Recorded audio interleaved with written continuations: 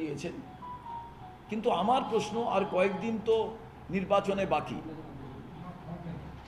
এখনো voter list যদি সঠিক সময়ে প্রকাশিত না হয়, এরপরে 6, 7, 8 আমরা আজকে আপনাদের কাছে একটি আমাদের হ্যান্ডনোট দেব। আপনারা দেখবেন যে 28শে ফেব্রুয়ারি এই ভোটার লিস্ট বেরোবার কথা ছিল। আজ পর্যন্ত যদি আপনারা দেখেন,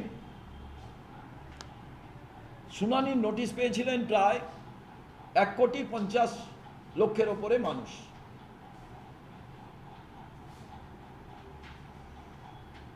এবং 71-72 লক্ষ মানুষের মতো রিভাইজড নোটিশের বিষয় তাদের আনার কথা।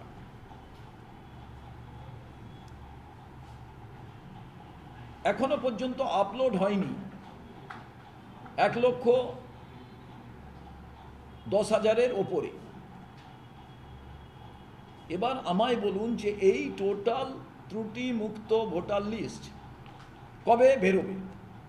সুপ্রিম কোর্ট, মহামান্য সুপ্রিম কোর্ট মহামান্য বিচারপতিদের দায়িত্ব দিয়েছেন, তারা দেখছেন।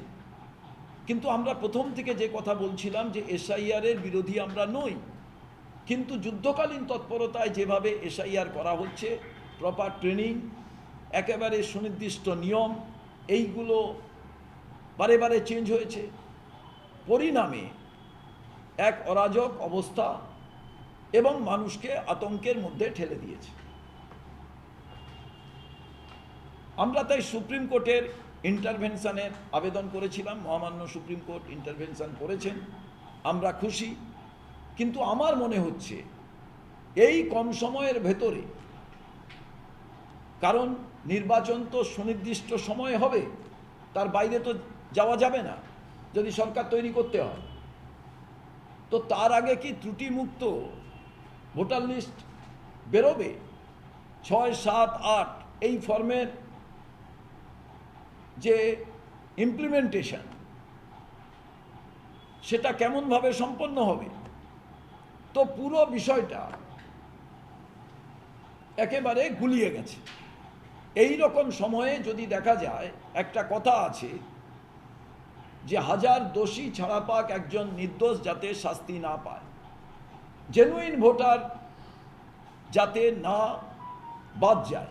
আমরা অপেক্ষা করব 28 তারিখ, কিন্তু সত্যিই যদি জেনুইন ভোটার বাদ যায়, তাহলে আমাদের আবেদন থাকবে যে আপনারা কি এই এসআইআর প্রক্রিয়ার মধ্যে যে ভোটার লিস্ট তৈরি হলো তা দিয়ে ভোট করবেন, না আপনারা যা আগের ভোটার লিস্ট ছিল তার মধ্যে দিয়ে যাবেন।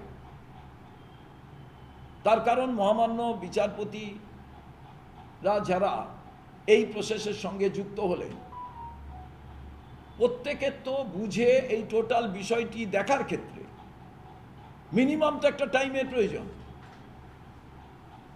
বহু জায়গা থেকে যে রিপোর্ট আসছে, যে অভিযোগ আসছে, টোটাল ভোটার 7,62,000, যা 7,62,000,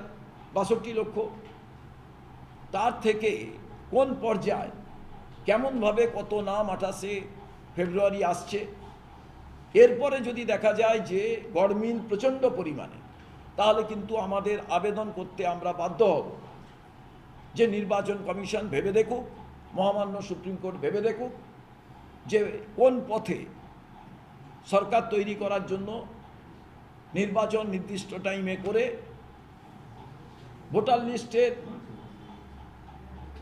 ত্রুটিমুক্ত ভোটার লিস্ট, তার মাধ্যমে কিভাবে নির্বাচন করা যায়।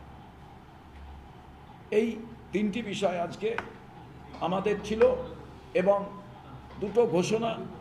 আগামীকাল এই যে রাহুল গান্ধী যখনই কোনো প্রতিবাদ করছেন, পুরো সরকার পক্ষ চমকে যাচ্ছে এবং লাগাতার রাহুল গান্ধীর প্রতি আক্রমণ করছে।